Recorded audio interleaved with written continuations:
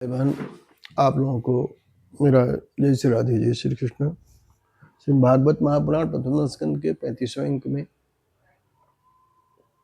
हम पुनः आपके सामने प्रस्तुत हुए हैं। पांडवों ने स्वर्गारोहण किया और परीक्षित सम्राट के पद पर बैठे और कृपाचार्य को आचार्य बना करके उन्होंने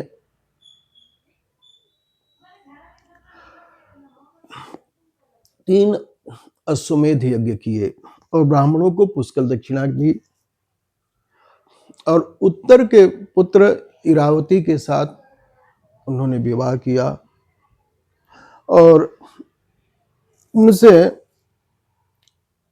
उनके 4 पुत्र हुए, जिनके नाम हैं जन्मेजय, सुतसेन, भीमसेन और उग्रसेन।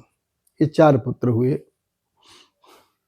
महाराज परीक्षित बड़े धर्मात्मा थे और उनके जन्म के समय ब्राह्मणों ने जो कुछ बताया था वो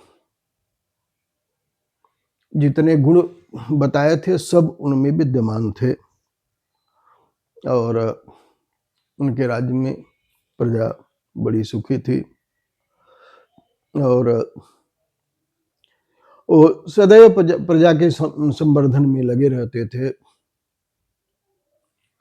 और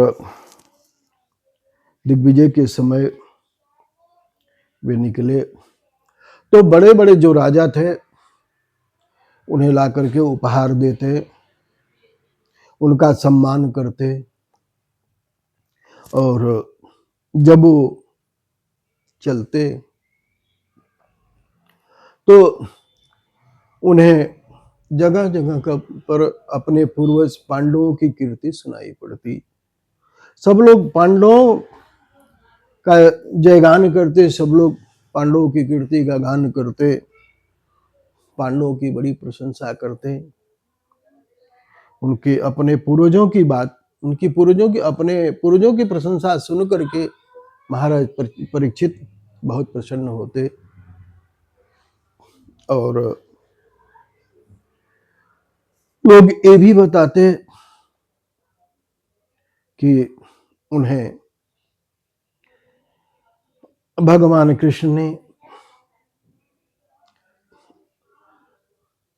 अपने माँ के गर्भ से किस प्रकार बचाया था, किस प्रकार उनकी रक्षा की थी और पांडवों पर भगवान की कितनी कृपा थी और पांडव भगवान की किस प्रकार पूजा करते, पांडवों भगवान के कितने नजदीक थे कि भगवान पांडवों के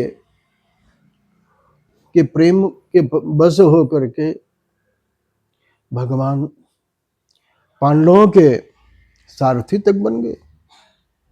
यह भगवान की अप्रतिम कृपा थी और जब महाराज परीक्षित सुनते तो बड़े ही प्रसन्न होते। वे देखे कि एक जगह एक गाय इस प्रकार रो रही है कि उसका जिसका कोई स्वामी न हो, इस प्रकार रो रही है, उसके आंखों से पानी गिर रहा है और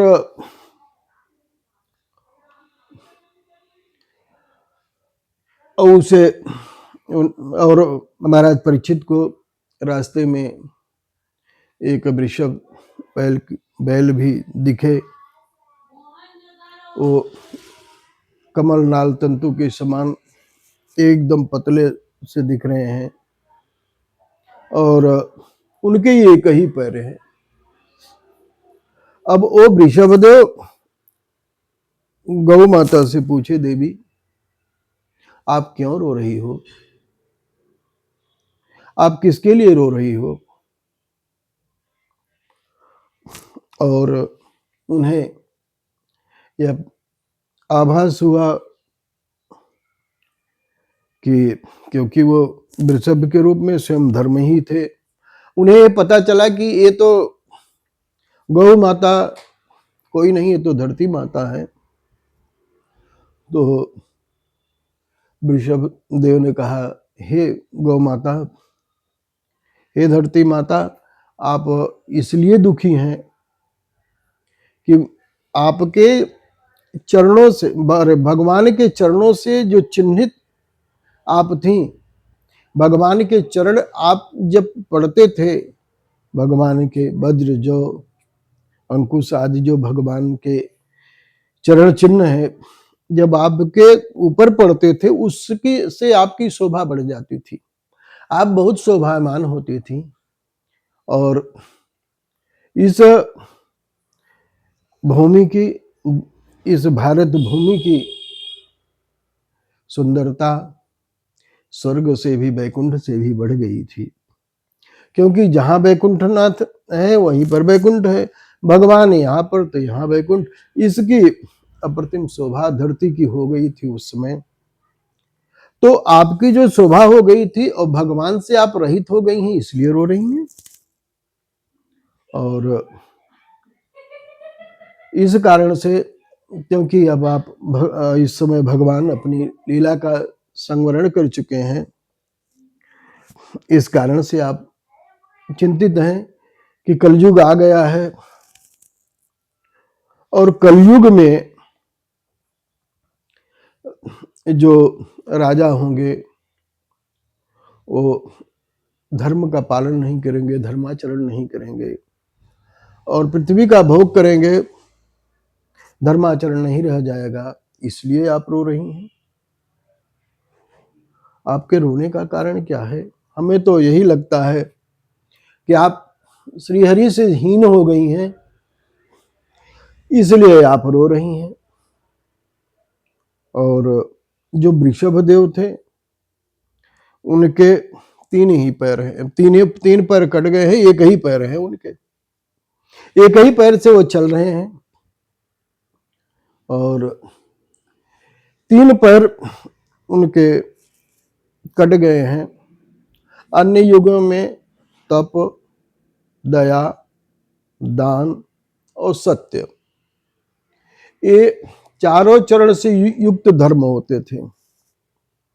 अब धर्माचार खत्म हो गया कलयुग के कारण, तो केवल जो है दया ही रह गई है।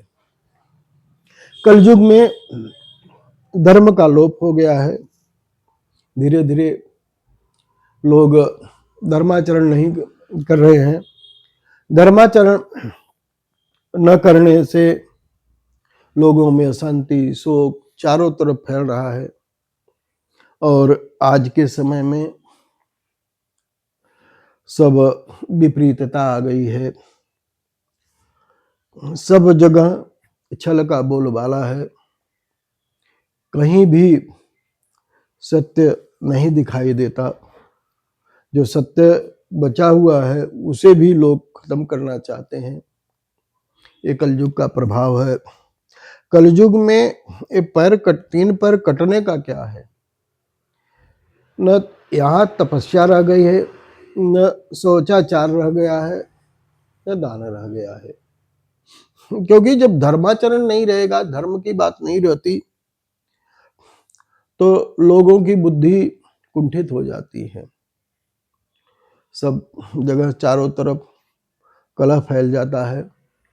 यही कलयुग का प्रभाव है। और इस कलयुग के प्रभाव से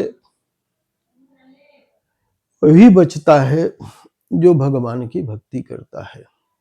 तो ये कलयुग महाराज परीक्षित ने गौ रूपधारी पृथ्वी को भी देखा और इन बैल के रूप में जो धर्म थे, अब अपने दिग्विजय के समय देखा कि धर्म और पृथ्वी की ऐसी दशा हो गई है। तो ये धर्माचरण जहाँ नहीं होगा, तो वहाँ पर उस परिवार में, उस समाज में कलह होगा और उस कलह से ही चारों तरफ अशांति फैलेगी। न बाप बेटे का सुनेगा, न बेटा बाप की सुनेगा। पति पत्नी में भी कलह होने लगता है। चारों तरफ समाज में अशांति फैल जाती है। ये कलयुग का ही प्रभाव है। इसलिए इस युग में बचने का उपाय है भगवान नाम संकीर्तन। आप कुछ नहीं कर सकते हैं तो चलते फिरते उठते बैठते, इसमें तो पैसे नहीं लगने हैं, न आपका समय जा रहा है। आप जो भी काम करते हैं काम करते रहिए। आपको जितने समय मिले, जैसे मिले, उठते बैठते खाते सोते जहाँ भी आप हैं भगवान का नाम लीजिए। यही इस कलयुग के दोषों से बचने का सबसे सुगम साधन है।